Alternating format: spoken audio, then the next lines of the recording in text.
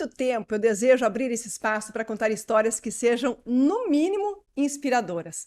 E eu estou muito feliz de começar recebendo um convidado que tem um talento absurdo e que vem conquistando espaço no caminho da arte. Eu recebo agora, com muita alegria, Marçal Siqueira, ele que é bailarino, coreógrafo, professor e que tem feito sucesso em grandes palcos com espetáculos como Luther King. Marçal, seja muito bem-vindo. Obrigada pela sua presença aqui. Conta pra gente qual é o seu papel em Luther King. Oi, Juliane, estou muito feliz de estar aqui com você hoje, de abrir esse espaço, né, para poder compartilhar um pouquinho da minha história e a gente bater um papo sobre as experiências, né, que essa vida artística traz. Luther King o musical é o meu terceiro musical, eu tô fazendo parte como elenco e inaugurando como coreógrafo no meio dos musicais. Então eu acho que Luther King ganhou um espaço especial no meu coração por conta disso. E foi um processo muito intenso, mas muito gratificante. E tem sido uma temporada de muito sucesso, graças a Deus. Agora, você, nesse musical, não tem apenas o papel de fazer parte ali de todo o elenco, você prepara os bailarinos que estão no palco. Exatamente. Além de fazer a minha função como elenco, né, também estou nos palcos. Eu tive a honra de fazer parte da equipe criativa, então eu pude gerir esse espetáculo junto com uma equipe muito talentosa, e assumir esse desafio que é coreografar um show de teatro musical, um espetáculo de teatro musical.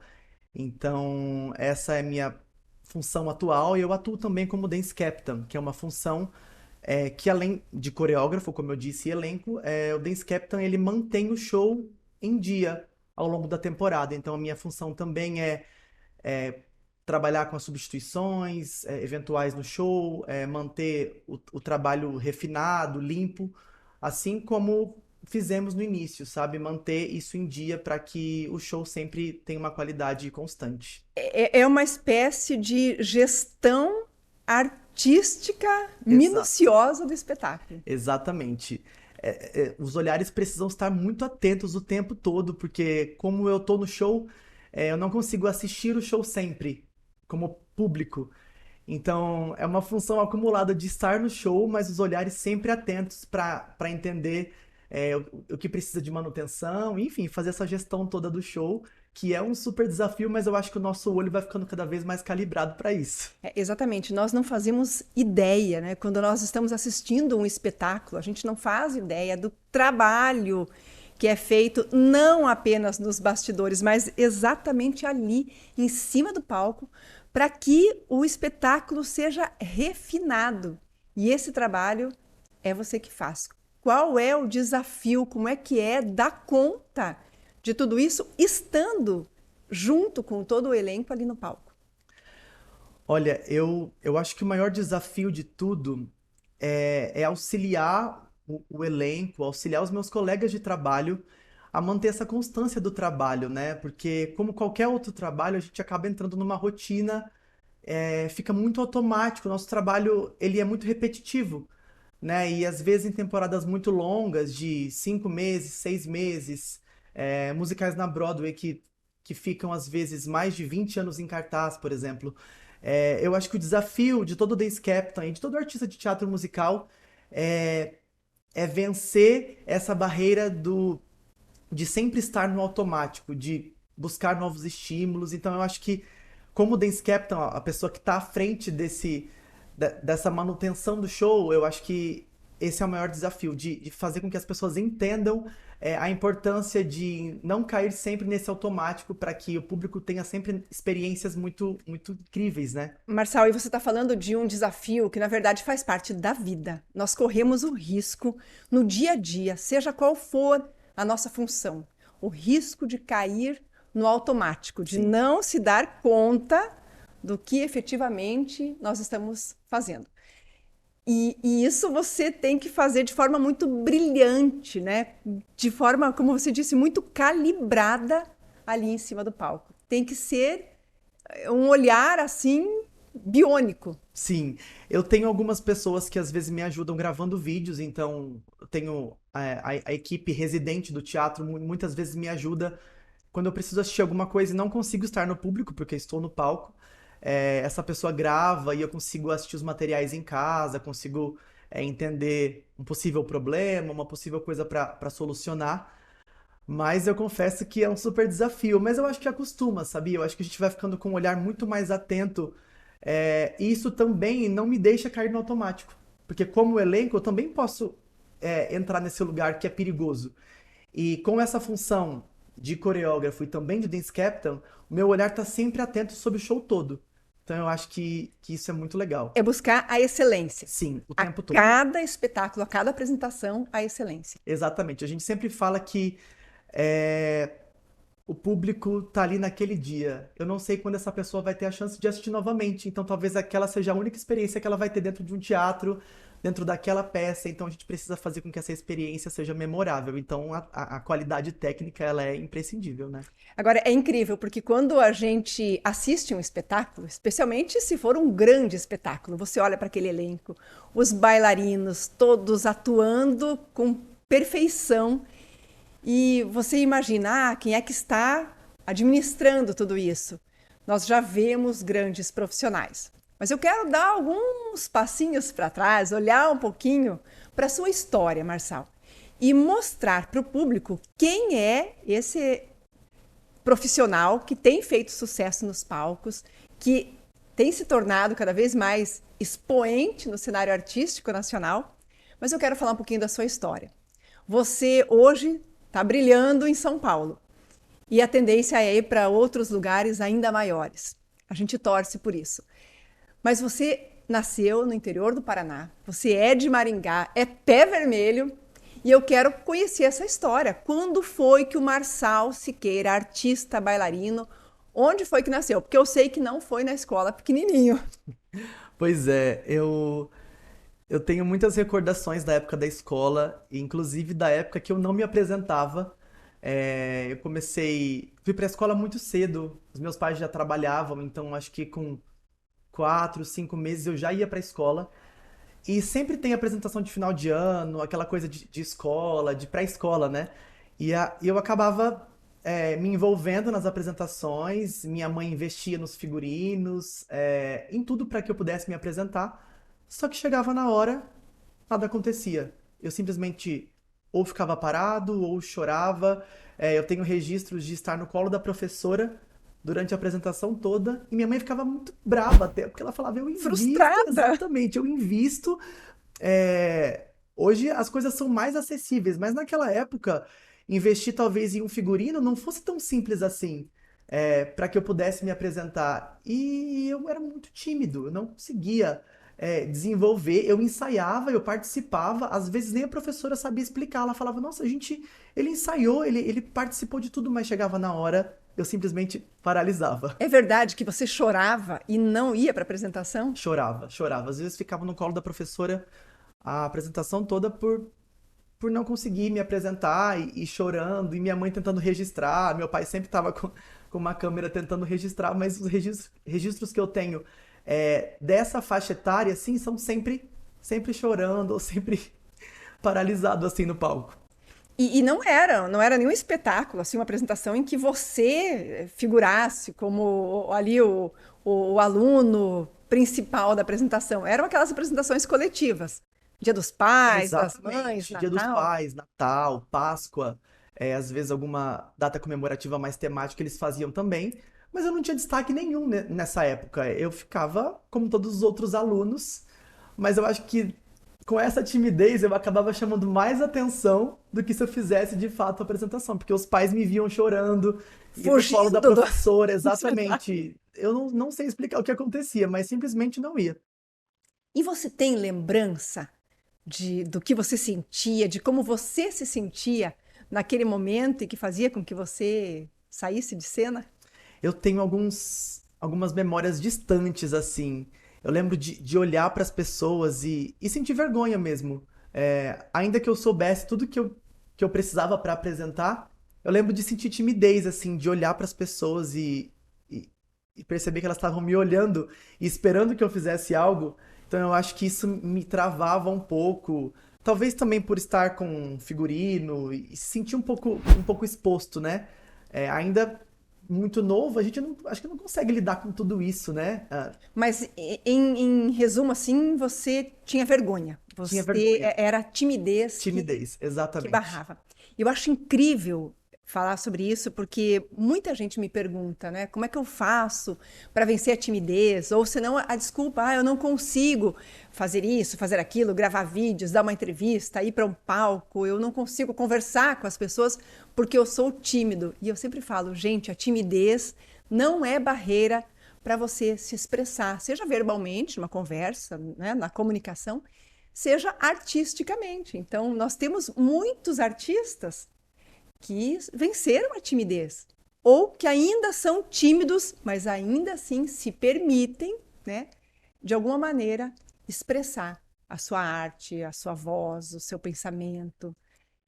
E hoje, né, como é que você ainda se considera um tímido? Olha, eu acho que hoje não mais. Eu acho que com a frequência, o hábito de estar no palco, eu acho que hoje eu sou uma pessoa quase nada tímida. Eu sempre fui muito comunicativo, né? Depois, à medida que eu fui crescendo, eu fui vestindo essa personalidade de me comunicar com as pessoas. Sempre gostei muito, sempre tive muitos amigos. Então eu acho que a timidez ficou nessa fase da minha vida, quando eu era bem mais novinho. E em que momento você deixa de ser essa criança tímida que fugia das câmeras, dos palcos da vida e você decidiu encarar os holofotes? Você se dispôs a estar num outro papel. Eu acho que depois de alguns poucos anos dessa minha fase tímida, eu parece que eu peguei gosto pela coisa. Tanto que se você comparar os registros de muito novinho e registros de 2 ou 3 anos depois, é uma diferença gritante. Porque parece que eu peguei gosto. E aí, nesse momento, eu comecei a participar de tudo na escola. Já fui Papai Noel no Natal, então era uma coisa que eu tinha destaque, era só eu. Então, Você era o personagem exatamente, principal. eu entrava e cumprimentava as crianças, os pais, nos eventos da escola, fui noivo na festa junina. Então, a partir desse momento, eu comecei a gostar de participar de tudo. E aí, acho que minha mãe até tinha mais gosto de investir, porque ela falava, agora tá dando resultado, né? E é literalmente, né, você se dispor a exercer outros papéis, Sim, ainda que temporários, né? Mas você simplesmente se dispor a sair de um lugar, de ocupar um espaço para ocupar outro espaço. exatamente. E a escola, eu acho que eles entenderam e conseguiram me ajudar nesse processo. Eles me aproveitavam muito. Então, sempre que tinha algum evento, alguma coisa, o Marçal vai fazer alguma coisa. Então, eu sempre tinha espaço, sabe? Então, que seja ler um poema na formatura do ensino infantil. Eu tava lá. Então, eu já gostava de falar, de me expressar. Então, eu acho que a escola, na época, conseguiu começar a extrair um pouquinho desse lado artístico e aí eu fui E você se montando. permitiu também, né? Sim, com certeza. Eu acho que a partir daí eu comecei a sentir que aquilo me tocava de uma forma diferente. Comecei a perceber que existia uma predisposição para isso, sabe? O Marçal, e eu lembro, né, de você mais jovem empreendendo. Eu me lembro que você teve um comércio aqui em Maringá, você é, era ali um empreendedor, tinha um café, né? Mas em que momento esse empreendedor decidiu lançar o olhar para o meio artístico? Eu sempre falo para as pessoas que eu nunca consegui me desligar da arte em momento nenhum. Ainda que na minha mente eu pensasse talvez em fazer outras coisas e talvez criar alternativas por conta do próprio medo, né? A gente sabe que a vida artística ela não é tão simples quanto parece, né? Quando a gente enxerga os palcos, os holofotes, nem sempre a vida artística se resume a isso. Então eu acho que no fundo eu tinha um pouco de medo de encarar essa vida, mas no meu subconsciente eu acredito que em nenhum momento eu conseguiria abandonar isso para viver outra coisa. Então, Acho que depois, quando a gente termina assim o ensino médio, a gente tem aquela fase, o que eu vou fazer da vida, né? E eu cheguei a pensar em outras coisas, cheguei a pensar em outras alternativas, mas eu nunca consegui me desprender da arte. Isso sempre foi muito forte dentro de mim, então é, eu acho que eu nem sei dizer exatamente quando foi que eu falei, não, agora eu vou viver de arte.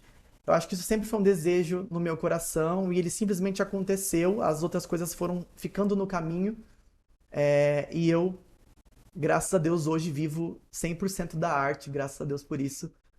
É incrível você falar assim que houve um momento em que aconteceu. Você sabe dizer qual foi o momento em que aconteceu? Porque você estava ali no cenário da escola fazendo aqueles trabalhos, depois você foi para uma companhia de teatro. Como é que esse fruto foi amadurecendo?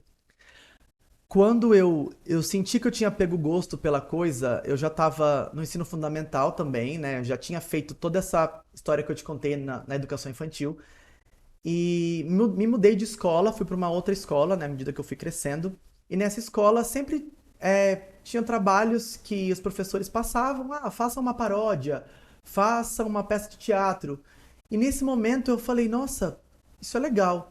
Eu me lembro de na quarta série, a professora passou um trabalho para que a gente escrevesse uma peça de teatro. Fizemos um grupo, né, ela dividiu a sala em grupos, e eu escrevi uma peça. Eu misturei várias histórias da infância, dos contos de fada, assim, em uma peça. Então, Chapeuzinho Vermelho com Peter Pan, eu fiz uma bagunça nas histórias onde todos os personagens se encontravam. E eu lembro que escrevi o texto, chamei os amigos, falei, ó, você vai ser essa pessoa, você vai ser aquele. Meio que dirigi o meu grupo, e quando eu me apresentei, a professora falou, nossa, você tem jeito pra isso. Isso na quarta série. E aí comecei a buscar algumas coisas fora da escola, apesar de logo na sequência ter um grupo fixo na escola de teatro, a gente fazia peças em vários eventos na cidade, na escola também.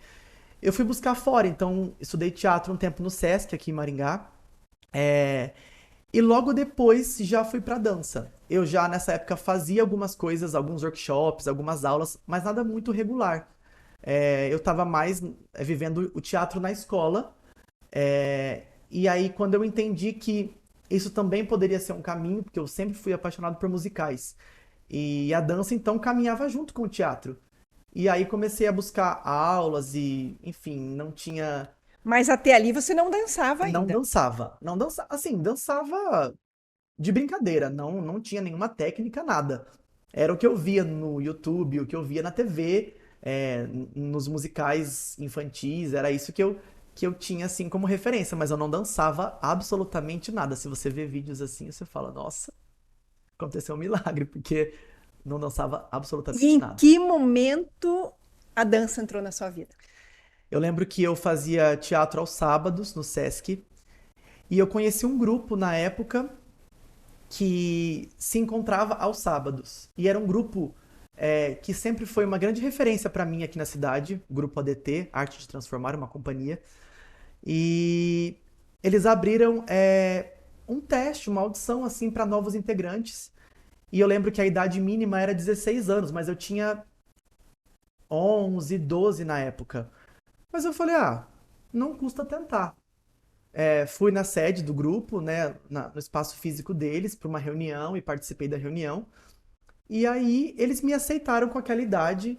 Eu falei, nossa, que legal, não imaginava que isso poderia Você acontecer. já começou quebrando regras. Exatamente. E eu tinha uma amiga que já participava desse grupo, ela falou: "É sua cara, você precisa participar, você vai amar". Eu já tinha feito algumas aulas nesses workshops que eu comentei com você. Eu participei de alguns desse grupo, inclusive. Então eu meio que conhecia as pessoas de vista e admirava muito. E aí, quando eu fui para essa reunião, conheci esse grupo mais de perto e comecei então a frequentar os ensaios. E nessa época, os ensaios aconteciam no mesmo horário do teatro. Então eu precisei escolher naquela época o que eu ia fazer, o que eu ia dar mais foco, mais prioridade. E aí eu comecei na dança, assim, de uma maneira bem mais efetiva. Acabei saindo do teatro nessa época e comecei a frequentar esse grupo, a participar das reuniões, dos ensaios, das apresentações. E aí foi quando eu comecei dentro, de fato, dessa jornada na dança. E ali você se encontrou. Ali eu me encontrei. Nossa, eu lembro até hoje a sensação de estar num grupo com pessoas mais velhas que eu. As pessoas eram bem mais velhas que eu era a pessoa mais nova do grupo. e de observar tudo aquilo. E era um grupo que fazia apresentações anuais no Teatro Calil Haddad, né? No Teatro Marista também, que são teatros grandes da cidade. E sempre que eu subia naquele palco, eu falava, meu Deus, é isso, eu me encontrei. Então foi uma grande descoberta, assim, e nesse grupo eu pude aprender muita coisa. Eles me ensinaram muita coisa. Pegaram uma pedra bruta, assim, e foram lapidando. Isso foi muito Ah, que legal. máximo. E como é que foi a sua ida para São Paulo? Porque você já fez vários trabalhos em São Paulo. Você tá desde quando? Eu fui para São Paulo em 2021, em maio, junho. Pandemia. Pandemia, assim, quase que acabando. As coisas estavam reabrindo ainda. Eu lembro que nas primeiras idas para São Paulo, para olhar apartamento, essas coisas, tinha horário, restrição de horário. Então a gente não podia ficar na rua até tarde, tinha que O agendar as meio visitas. artístico estava Totalmente totalmente parado. parado. Totalmente parado. Era maio, junho, a gente tinha mais ou menos uma previsão de que a partir de outubro os teatros poderiam ser reabertos, obviamente com as restrições, com o limite de público, máscara, mas ainda era uma coisa muito distante perto do que a gente tinha vivido em 2020, né? Então eu acho que foi um grande passo de fé, assim, de não enxergar nada pela frente, mas entender que era tempo de expandir. Então foi nesse momento que eu falei, não, preciso estar em São Paulo, isso vai ser importante. Subir esse degrau vai ser importante para minha carreira. Então, fechei os olhos e fui. Agora, é importante, né? Claro, nós sabemos que a sua atitude, desde os movimentos lá na escola, quando você decidiu tirar aquela roupa de timidez, né? Mudar o figurino. Mas tem algo que é fundamental, especialmente para o sucesso de um artista, vale para tudo na vida, mas nós sabemos que, especialmente no mundo das artes, esse apoio é fundamental, que é o da família. Sim, eu tenho a honra de ter uma família que me apoia em tudo que eu faço. Como eu disse, a vida artística ela não é tão simples quanto a gente vê na televisão, nos palcos, mas eu tenho pessoas na minha família que me ajudaram muito, que me deram estrutura. Isso é muito importante, né? Não é tão simples mudar de cidade, quando você ainda não tem uma renda, quando você... Eu tinha uma renda em Maringá, eu trabalhava, dava aulas em Maringá, mas nada que fosse tão expressivo a ponto de me bancar em outra cidade. Então, os meus pais me ofereceram essa estrutura e desde o início sempre me apoiaram, sempre me apoiaram. Então, eu tive pessoas assim muito presentes nessa transição. E minha família, sem dúvidas, foi essencial. É primordial, né? Totalmente. Chegando em São Paulo, como é que você se encontrou? São Paulo é um universo que a gente que vem do interior, assim, parece tão distante, né? A gente chega numa cidade onde tudo funciona, onde você encontra tudo. E, e no início eu me vi um pouco perdido, assim, de espaço, porque, enfim, é uma cidade muito grande, né? Uma grande metrópole. E aí eu acho que logo no início eu me senti um pouco assustado, até porque assim, é um ambiente de muita concorrência. Então, os profissionais saem de todos os lugares É, eu, para oportunidades em São eu ia Paulo, né? falar isso. São Paulo, não é a maior metrópole que a gente tem no Brasil, o grande centro, né, cultural, artístico do país. Tem oportunidades, mas isso não facilita a vida do artista. Você tem que correr atrás. Exatamente, tem que correr muito atrás. E eu comecei a dar pequenos passos. Eu lembro que assim que eu me mudei, eu passei na minha primeira audição, que foi para uma companhia de dança de um projeto curto, era um projeto de 5 meses. Então eu sabia que aquele trabalho tinha um prazo. Então eu Mas você precisava. foi para a primeira audição e você já foi aprovado. Eu fui aprovado. A primeira audição que eu Qual fiz, era esse primeiro o teste, espetáculo? era para uma companhia de dança que estava fazendo um espetáculo num espaço aberto lá em São Paulo, no Patrimônio Tombado, e falava sobre a cidade. Era um espetáculo que contava sobre a correria, sobre a diversidade numa grande metrópole. Então esse foi meu primeiro trabalho em São Paulo. Eu fiz a audição ainda estando em Maringá, antes mesmo de me mudar. E aí no meio tempo eu me mudei, ainda sem ter a resposta da companhia. E aí acho Caramba. que uns dias depois que eu estava em São Paulo, eu recebi a resposta e comecei nesse trabalho e aí a gente vai quebrando essas barreiras da cidade grande, entendendo que a gente pode transitar nos espaços, né? Que a gente pode buscar e encontrar o nosso lugar nesse grande centro, né? Então, a partir daí que eu comecei a entender como funcionava a cidade e comecei a me arriscar. E o curioso é que o próprio espetáculo mostrava um pouquinho dessa realidade para você. Exatamente, o próprio espetáculo. Eu lembro que a gente dançava com trilhas de sons de cidade, sons de carro, buzinas. Qual era o espetáculo? Chamava Corpo a Corpo com a Cidade. Uau! E Então, foram 5 meses ali. foram 5 meses, a gente trabalhava, a gente tinha 2 encontros semanais e a gente foi construindo esse espetáculo ao longo dessas semanas e fechamos com uma apresentação aberta ao público e uma gravação. A gente fez um material pro audiovisual também e foi meu primeiro trabalho lá e eu olho com muita gratidão, assim, é, falo, nossa, como a gente, quando a gente se veste de coragem, quando as coisas chegam até nós, né? E eu com zero experiências naquela cidade, eu tinha as experiências que eu coletei aqui em Maringá, mas eu não tinha tido grandes experiências ainda. Então, ter essa porta aberta logo que eu cheguei foi muito importante, foi muito especial, para que eu ingressasse no mercado e fosse visto também como um profissional daquele lugar. E dali, Marçal, a partir desse momento, desse primeiro momento, como é que você foi conseguindo transitar e caminhar, e encontrar outros palcos?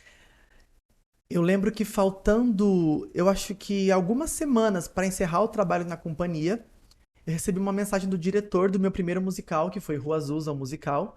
Ele tinha visto um material que eu tinha enviado antes da pandemia pro espetáculo e o show ia voltar, né, nessa reabertura dos teatros. Ele me mandou uma mensagem perguntando se eu tinha interesse ainda em participar. Você não tinha feito nenhum espetáculo ainda com Não ele. tinha Tá. nenhum espetáculo de teatro musical em São Paulo. Ele me mandou uma mensagem, a gente começou a conversar, e aí embarquei então no meu primeiro musical, que foi o Rua Azusa, e foi uma grande experiência. Eu lembro que a gente ensaiou por pouco tempo, né? Muitos deles já tinham feito o espetáculo, então eram poucos integrantes novos. E assim que os teatros foram liberados para reabertura, eu estreiei com esse musical, que foi o primeiro musical que eu fiz em São Paulo. E deu certinho, né? Com o tempo que eu encerrei o contrato na companhia, eu não fiquei sem trabalho. Desse trabalho eu já consegui emendar direto no Rua Azusa e ficamos em cartaz por muitos meses. Mas ali você já começou a trabalhar com bailarinos, dar aula. Isso, exatamente. Logo depois do Rua Azusa, eu fui entendendo também, né, o cenário de como funcionava esse mercado. Eu sempre consumi teatro musical. Vou até fazer um parênteses aqui, porque a primeira vez que eu tive em São Paulo foi em 2010. 2010, isso. Meu pai me deu de presente de aniversário uma ida para São Paulo para ver um grande musical, que na época era Cats, um musical da Uau! Broadway que estava em cartaz em São Paulo. Ele me levou para fazer essa viagem, para conhecer esse universo. Eu já consumia musical aqui em Maringá pela internet, então já conhecia a Broadway. Então isso parece que sempre esteve perto de mim. E Cats é o espetáculo mais antigo da Broadway, Sim, que ficou mais tempo em sim, cartaz. exatamente. Cats é um musical de muita tradição na Broadway. Ele já rodou o mundo todo, então era uma coisa que eu gostava muito. E por ser um musical de bailarinos, isso tinha uma conexão ainda mais forte comigo. E na época, meu pai nem sabia do que se tratava o musical. Ele pesquisou com base naquilo que eu falava em casa, encontrou o Cats, né, o musical que estava em cartaz na época, e me levou pro musical. Então foi a primeira vez que eu estive num grande teatro prestigiando um musical da Broadway. E eu lembro que quando eu sentei assim, e olhei para aquele teatro, eu falei, meu Deus do céu, eu tô aqui, né, vivendo isso. E desde então eu já amava musicais, já amava esse universo Broadway. E na sequência, vendo esse musical, eu falei, é isso que eu quero. Eu tive essa certeza. Caramba, e aí Cats passou a ser a sua referência de musical. Muito Exatamente. bem referenciado. Muito, muito bem referenciado. É um musical que acho que qualquer tempo na vida que eu assista, ele vai me trazer essa memória de de estar pela primeira vez num teatro em São Paulo, prestigiando esse musical e me descobrindo mais uma vez no caminho da arte. Acho que isso também tem um marco importante na história. Bem, depois da Rua Azusa, você foi para um outro espetáculo Sim, belíssimo, que foi Radassa. sim. Radassa Musical foi um espetáculo muito marcante. Foi um grande sucesso também em São Paulo. Assim como Rua Azusa ganhou prêmios em prêmios renomados na área de teatro musical.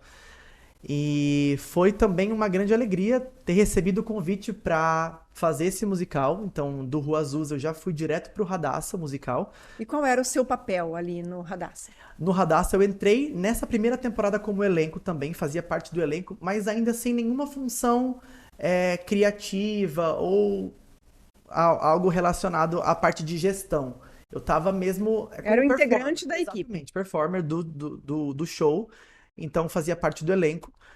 E logo depois a gente parou o Radassa, voltamos com o Rua Azusa e na sequência voltamos com o Radassa.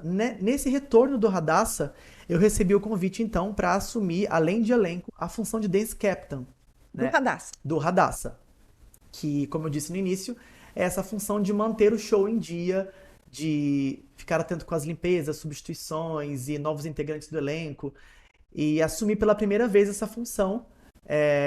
Eu acho que eles perceberam Baita de uma responsabilidade. muita responsabilidade.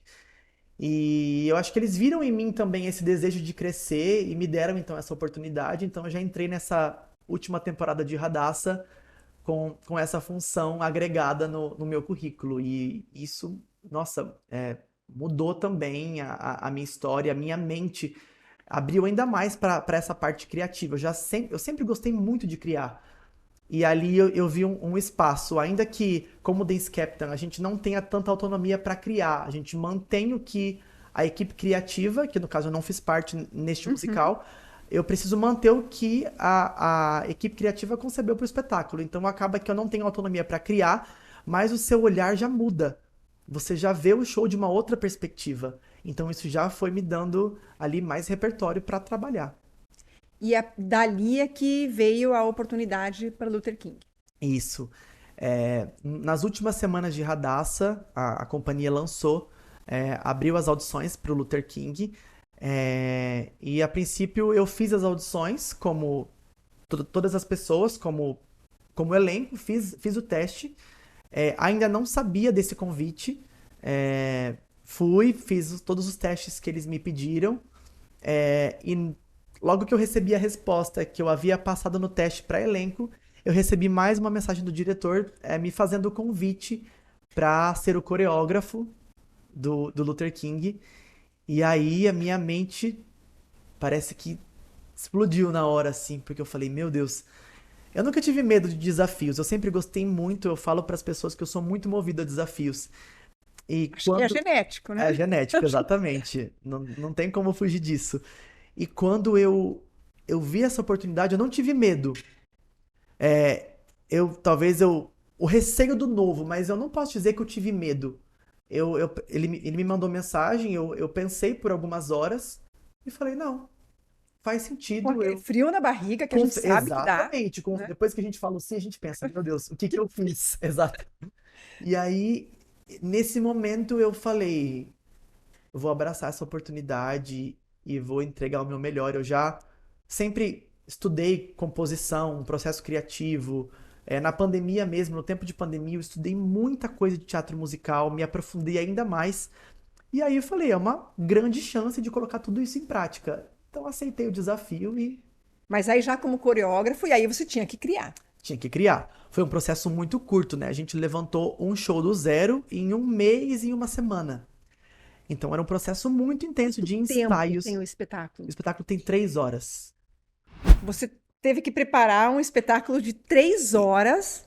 Quer dizer, Exato. preparar o espetáculo, não apenas você criar a coreografia, Isso. preparar os bailarinos, todo o elenco, Exatamente, em um exatamente. mês. Em um mês e uma semana, assim, contando com os ensaios gerais. Mas se a gente for contar mesmo um mês, E quantas horas de trabalho por dia para dar conta disso a tudo? gente ensaiava de segunda a sábado, das 9 da manhã às 10 da noite.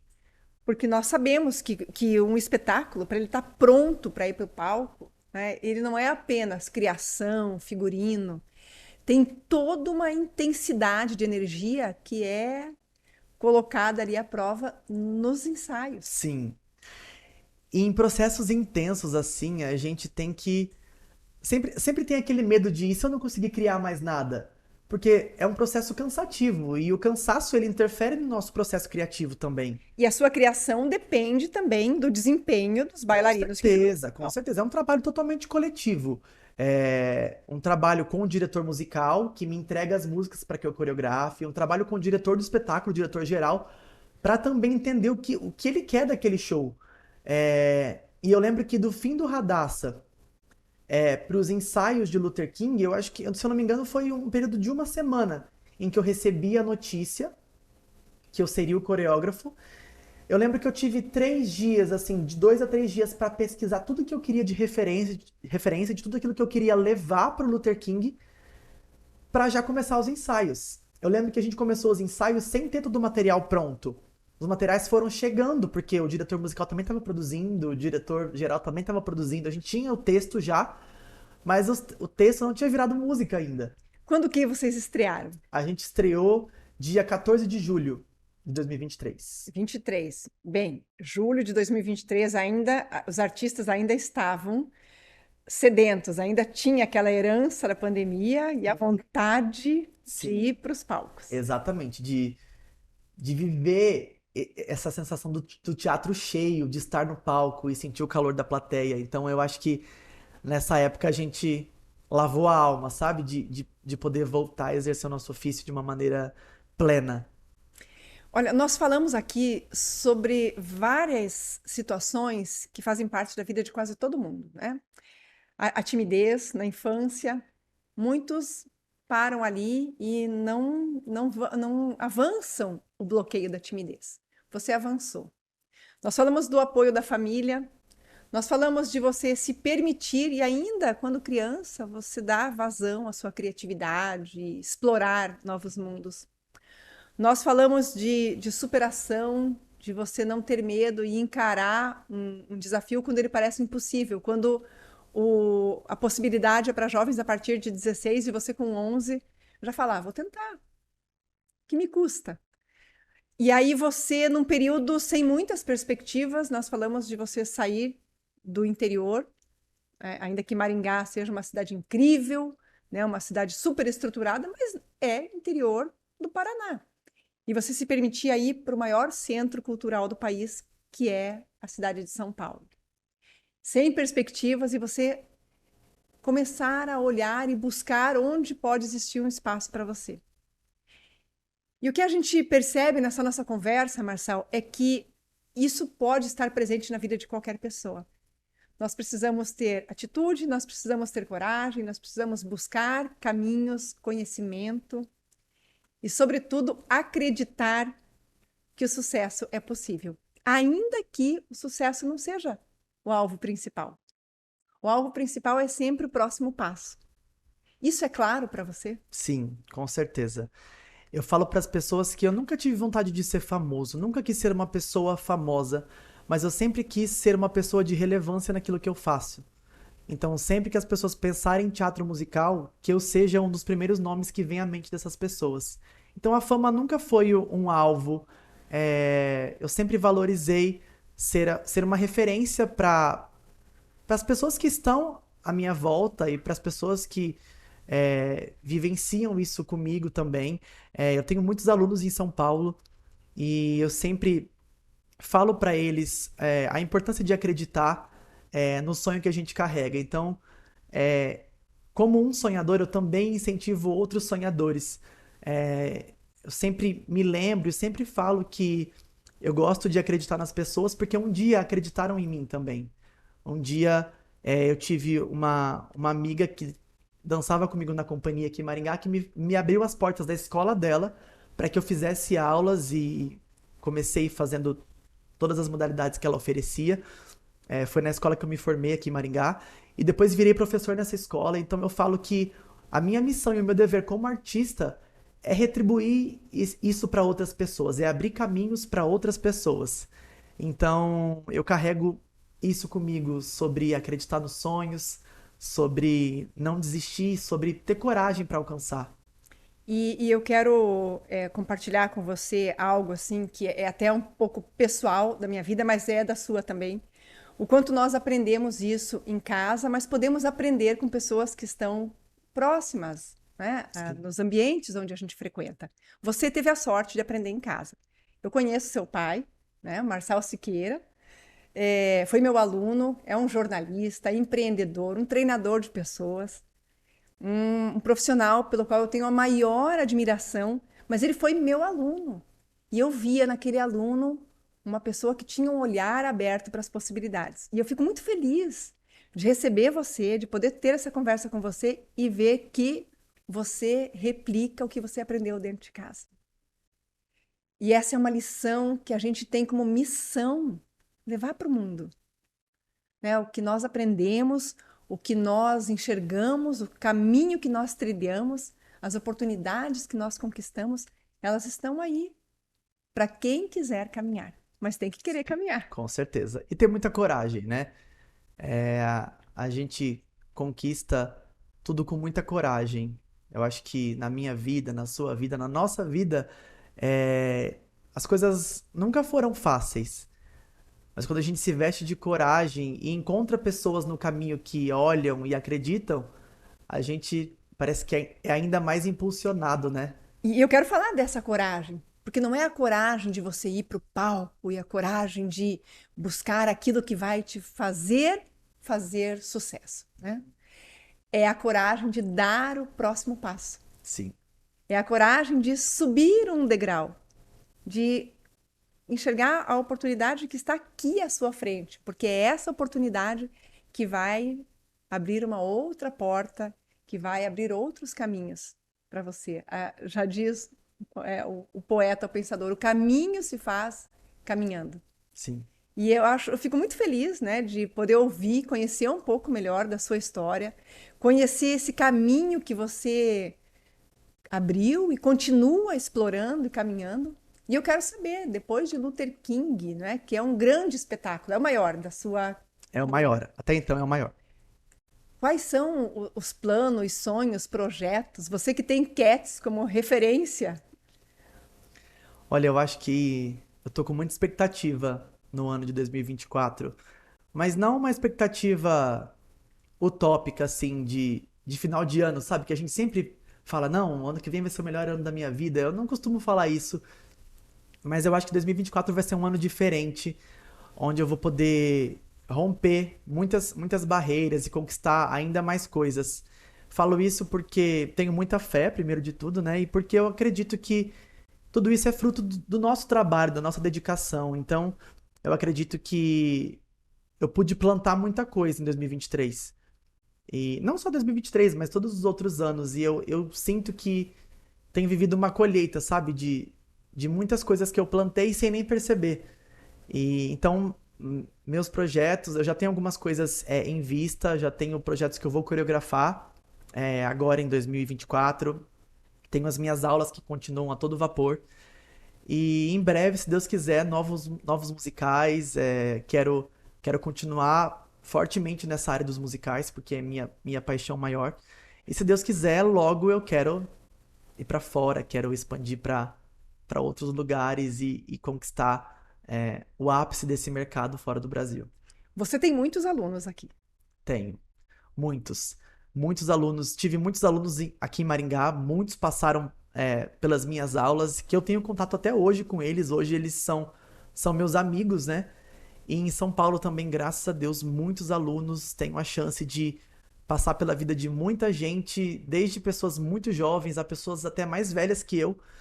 E tenho tido o privilégio de influenciar essas pessoas, de alguma forma inspirar com aquilo que eu carrego, assim. Eu carrego um sonho e eu acho que eu consigo, de alguma forma, transmitir isso para as pessoas. Vamos lá, quero perguntar para você, o que te move? Eu acho que sonhar me move. Um sonho grande. Um sonho grande, ser um grande referencial, ser um profissional de relevância naquilo que eu faço e ser reconhecido por isso.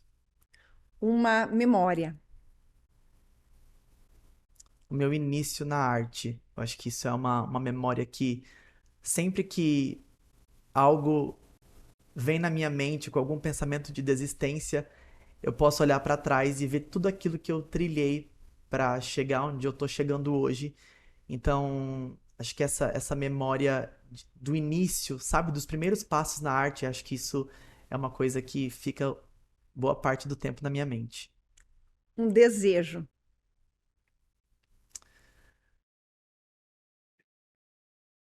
Eu acho que construir uma família, viver bastante, ter saúde e continuar inspirando outras pessoas a viver do sonho delas. E uma esperança.